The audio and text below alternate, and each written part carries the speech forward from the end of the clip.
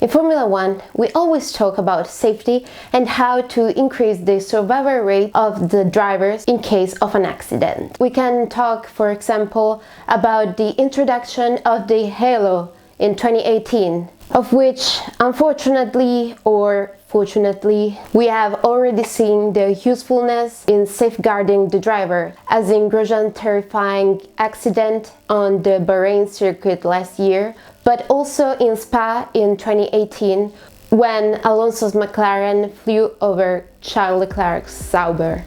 But if the introduction of this particular protection system is due to the accident that costed Jules Bianchi's life, most of the precautionary measures were introduced after the terrible Imola weekend in 1994.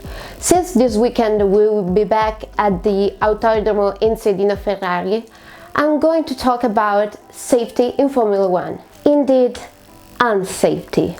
If criticism still reigns today on how dangerous the sport is, you will be shocked discovering how much the first races in the 1950s and beyond put everyone's life, not only drivers, at tremendous risk during a race. So today, I will tell you about what we can easily call the first tragedy in an F1 weekend, the Argentine Grand Prix, 1953.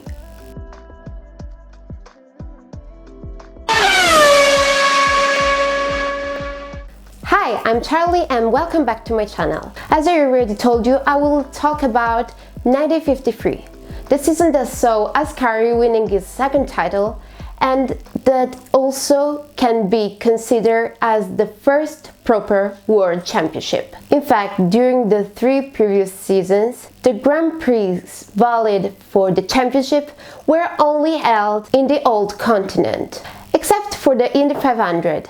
Valid but actually extraneous to the championship, since it was held under different regulations. Furthermore, almost no driver who took part to the European races participated in America, and vice versa. The Americans did not compete in Europe. However, in 1953, a Grand Prix was added as the season opener, the Argentine Grand Prix. Several Grand Prix races had already taken place in the South American country, but none of these were valid for the Formula 1 World Championship. The event was therefore of enormous interest to Argentine citizens, who flocked in tens of hundreds to the Autódromo Municipal 17 de Octubre in Buenos Aires, also to see live the performances of their home drivers, the 1951 champion Juan Manuel Fangio and José Froilán González, both driving for Maserati. On race day, on January 18th, the circuit was then stormed. There were many more people waiting to enter than the maximum capacity of the racetrack. To avoid unrest and discontent, President Perón decided to open the gates to everyone, with or without a ticket.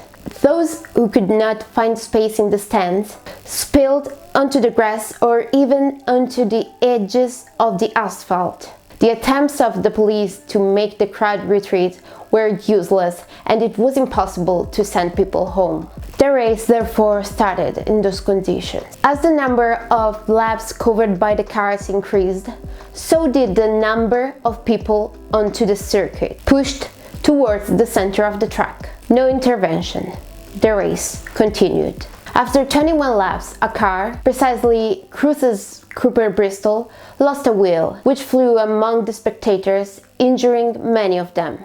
The near tragedy is only postponed for 11 laps. In fact, the race continued, despite the fact that in some sectors of the track, the cars were forced to pass through the public, only after the latter moved on that purpose. But on lap 32, in an attempt to dodge a child who was crossing the racetrack, Farina lost control of his car and ended up in the audience, causing countless injuries and over a dozen deaths. But it didn't stop there. The ambulances ended up among the spectators too, in an attempt to avoid a collision with a car. There were 2 other victims. All the things that happened did not in any way lead to the suspension of the race, which was actually won by Alberto Ascari, whose 7th consecutive victory, counting also the 6 victories during the precedent season, was decisively left in background. During the following years,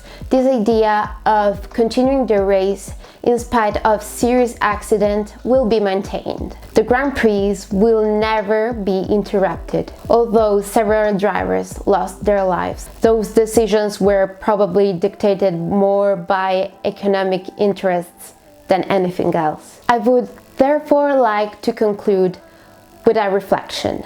Many have complained, and some still continue, about the introduction of the halo as considered aesthetically unpleasant.